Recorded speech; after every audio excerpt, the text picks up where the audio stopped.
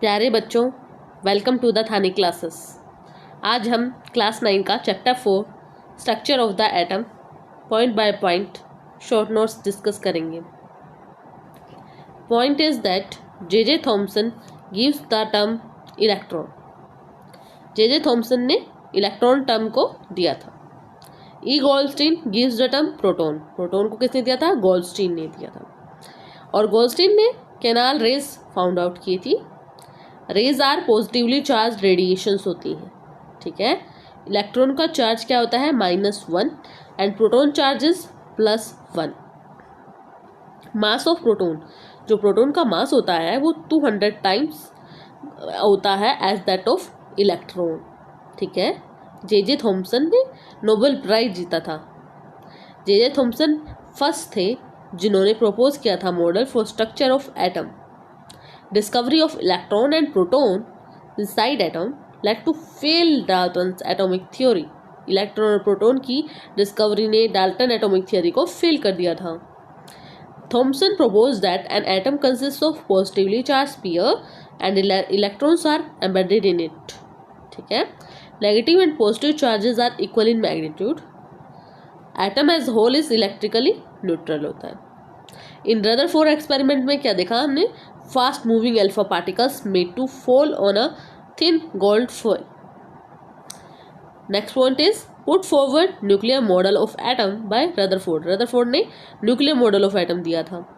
Positively charge centre in an atom is called nucleus. जो positive charge होता है वो सेंटर में प्रेजेंट होता है एटम के, और उसको न्यूक्लियस बोलते हैं। Electrons revolve around nucleus in well defined orbits. Size of nucleus is very small as compared to size of atom. Radius of nucleus is about 10⁵ times less than the radius of atom. Rutherford is father of nuclear physics. Nuclear physics के father थे Rutherford and got the Nobel Prize. Drawback क्या थे फिर Rutherford experiment के? जब उन्होंने Nobel prize जीत लिया था उनके ड्रॉबैक क्या है? ड्यूरिंग एक्सीलरेशन, जब गति में होता है कोई चार्ज पार्टिकल, वो एनर्जी रेडिएट करता है। Relative revolving around electron would lose energy and finally fall into the nucleus. अगर ऐसा होता है तो atom should be highly unstable, but हमने पता है फिर और मैटर तो एग्जिस्ट ही नहीं करेगी फिर उस फॉर्म में। लेकिन हमें पता है कि atoms are quite stable. Bohr's model of atom क्या है? Discrete orbits of electrons are allowed inside atom.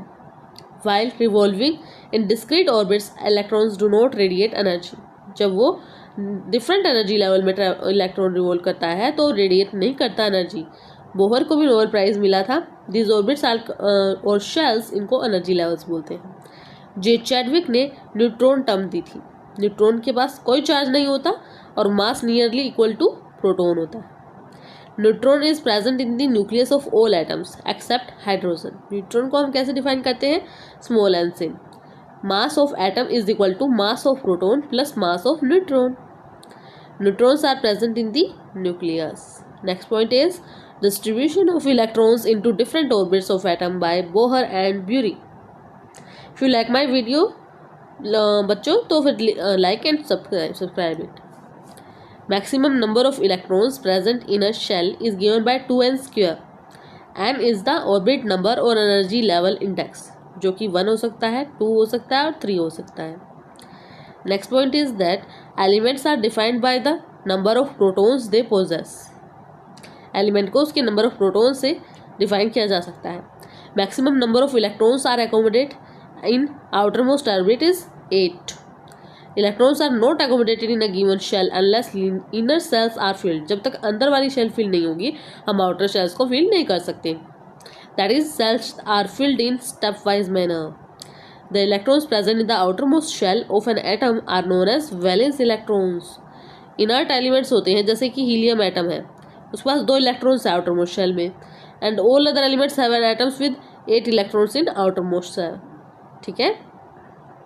Symbol of element, for example, mass number is on the upper side of the symbol of element and atomic number is on the lower side of the symbol of element.